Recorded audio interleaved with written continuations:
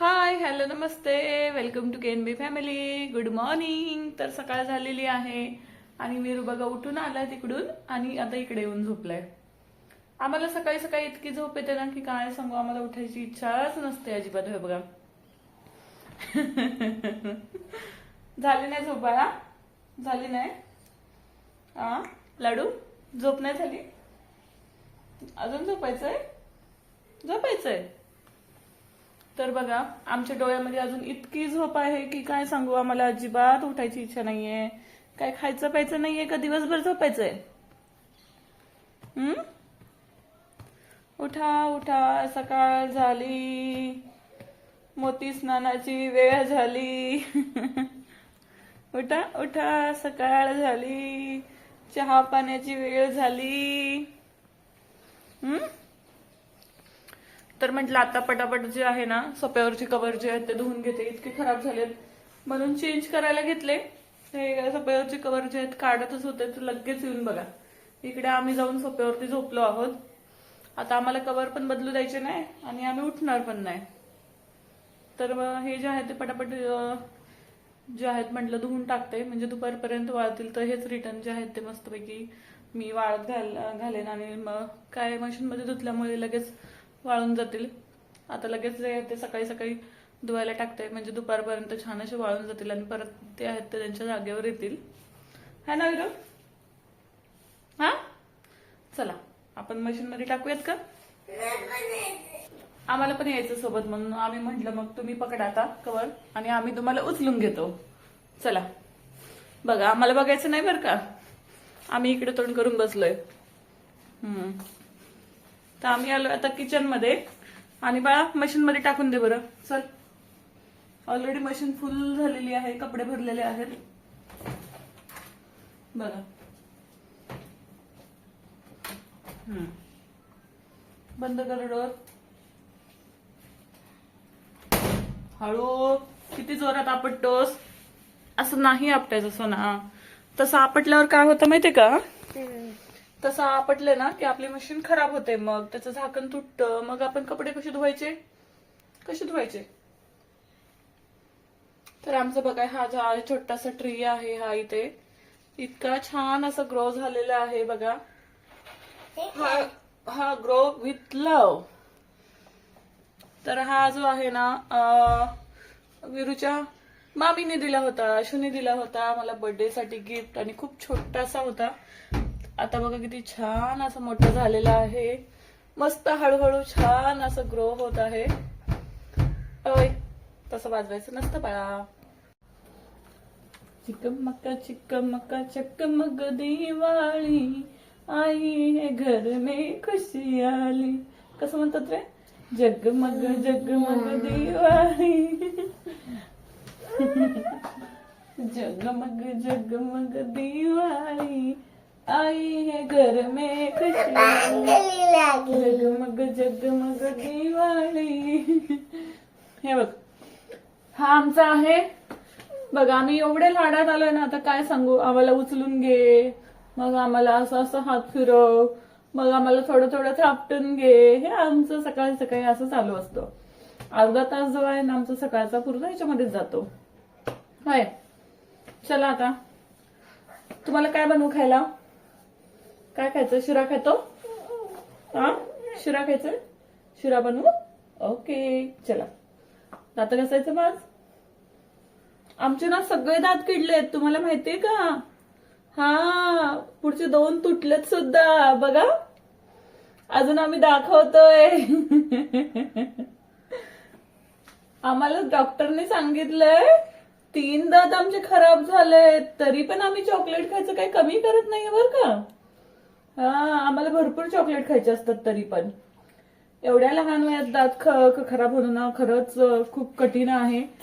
8-9 वर्षापर्यंत त्यांचे दात पडत नाहीत आणि आत्ताच दात ह्याचे खराब झालेले आहेत. मला तो प्रश्न पडलाय.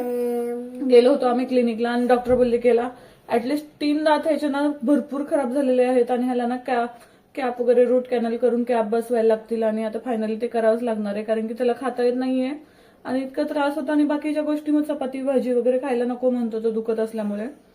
तर म्हटलं आता अपॉइंटमेंट एका दिवशी घेतली, डॉक्टरला दाखवून आलोय, त्यांचा सल्ला घेतलेला आहे आणि आम्हाला आता फायनली विरूच्या दातांना 3 दातांना कॅप बसवायची आहे आम्हाला. आणि फायनली आता आम्ही बसवणार आहोत. इतका रडणार आहे तो, काय माहिती आता तो काय बसेल मला नाही वाटत आहे. आणि पटापट जे आहे ते आपण आवरून घेऊयात, बाकीचं बोलूयात. आणि त्याची दाताची ट्रीटमेंट वगैरे चालू असेल ना तर करते.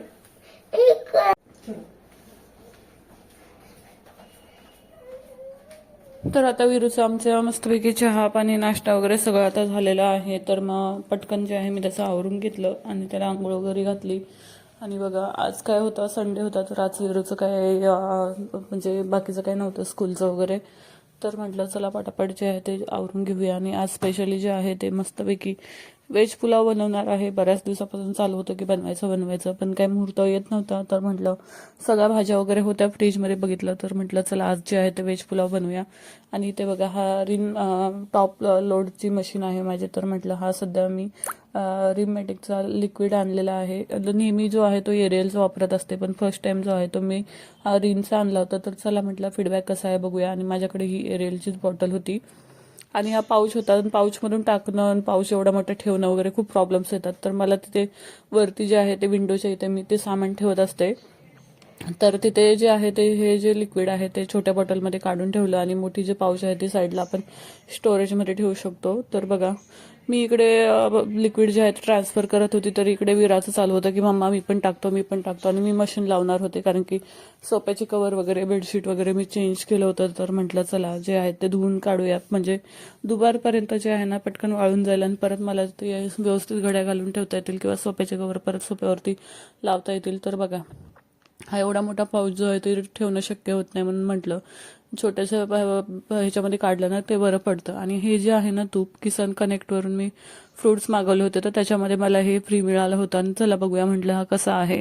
जर हे तूप चांगलं असलं तर मागवता येईल परत त्याच्यावरूनच वेबसाईटवरून. तर किसान कनेक्टवरती ना कधी कधी आपण फ्रुट्स वगैरे मागवलं ना तर ते छान छान ऑफर्स असतात. कधी कधी 1 रुपीजमध्ये आपल्याला कांदे बटाटे म्हणा किंवा अदर काही अशा वेगवेगळ्या ज्या वस्तू आहेत ना त्या कमी किमतीमध्ये सुद्धा कधी कधी भेटतात.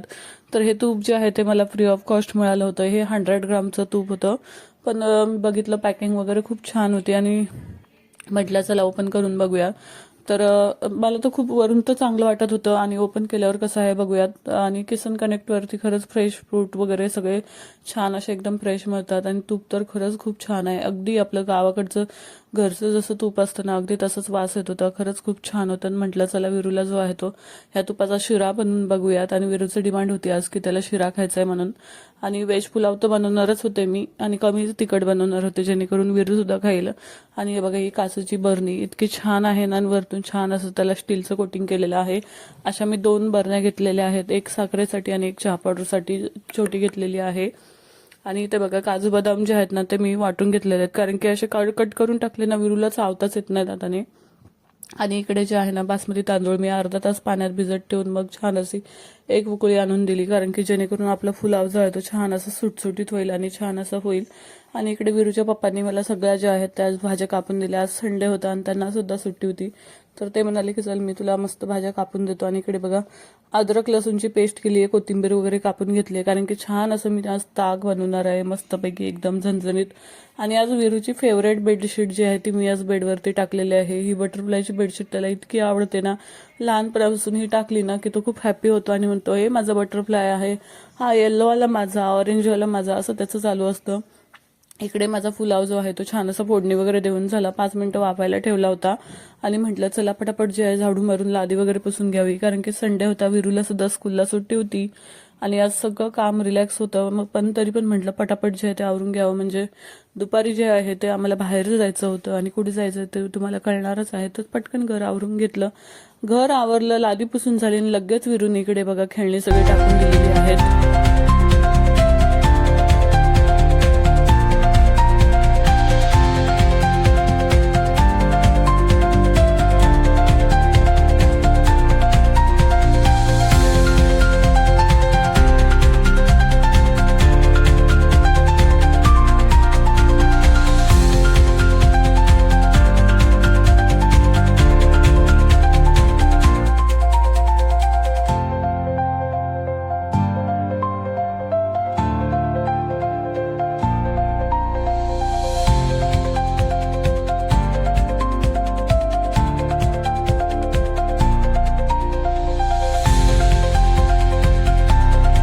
तर बघा मस्तपैकी पुलाव किती छान असं झालेला आहे. मस्त एकदम टेस्ट तर खूपच छान झाली असेल, कारण की त्याच्या वासावरूनच जाणवत आहे की पुलाव जो आहे तो आपला मस्तपैकी छान असं झालेला आहे. सोबतच बघा मस्तपैकी इथे ताक सुद्धा रेडी झालेलं आहे.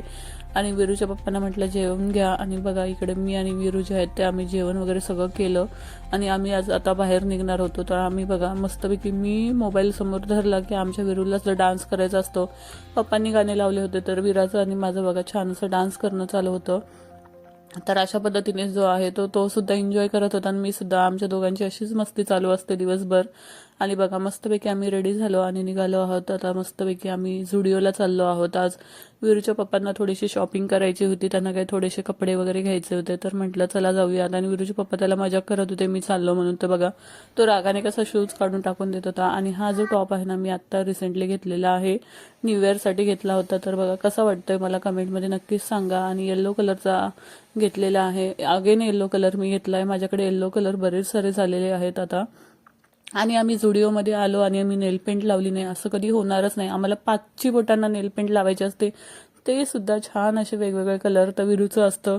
झुडिओमध्ये आलो की इथं टेस्टिंगसाठी ठेवलेले नेल पेंट जे आहेत ना त्याला नेहमी लावायचे असतात. आणि तो नेहमी मम्मा मम्मा मला हे लाव आधी म्हणतो. आणि ते लावून झाल्यावरच आमची जी आहे ती शॉपिंग चालू होते. मस्तपैकी थोडीशी आम्ही शॉपिंग केली. टॉप वगैरे मला घ्यायचे होते पण इतकं काही छान वाटलं नाही ह्यावेळेस मला झुडिओमध्ये, म्हणून म्हटलं चला नेक्स्ट टाइम आपण बघूयात. आणि विरूचं जे होतं बघा इथे स्टिकर वगैरे पडले होते ना खाली, ते त्याचं घेऊन हाताला चिटकवणं वगैरे चालू होतं. तर त्याचा असा खेळ चालू होता. आणि बघा इकडे मिररमध्ये बघून त्याचे जे ऍक्शन हावभाव चालू होते, मला इतकं हसायला येत होतं. मस्त तो त्याच्यामध्येच रमला होता आणि त्याचं चालू होतं. बघा कसं ऍक्टिंग वगैरे करतोय आणि त्याला मिररमध्ये समोर स्वतःला पाहून इतकं ऍक्टिंग करावं असं वाटत होतं. तर मला खूप भारी वाटत होतं. म्हटलं चला तो स्वतःमध्ये रमतोय, खेळतोय. आता हळूहळू मोठा व्हायला लागलाय विरा, तर त्याला समजायला लागलंय आणि मस्तपैकी त्याचा तो एन्जॉय करत असतो. तर अशा पद्धतीने हल्ली त्याला बाहेर वगैरे नेलं ना त्याचा काही एवढा त्रास वगैरे नसतो. मस्त तो त्याचा तो एन्जॉय करत असतो आणि खूप छान वाटतं. आपलं मुलं असं वेगळं काहीतरी करतात. तर त्यानंतर आम्ही झुडिओमधून निघालो आणि त्याला ज्यूस वगैरे प्यायचा होता म्हणून ज्यूस वगैरे पिला. आणि अशा पद्धतीने आमचा छान असा दिवस गेला. आय होप आजचा ब्लॉग तुम्हाला आवडला असेल. ब्लॉग आवडला असेल तर चॅनलला लाईक, शेअर आणि सबस्क्राईब करायला विसरू नका. भेटूया नेक्स्ट ब्लॉगमध्ये. तोपर्यंत काळजी घ्या. Bye bye. Thank you so much.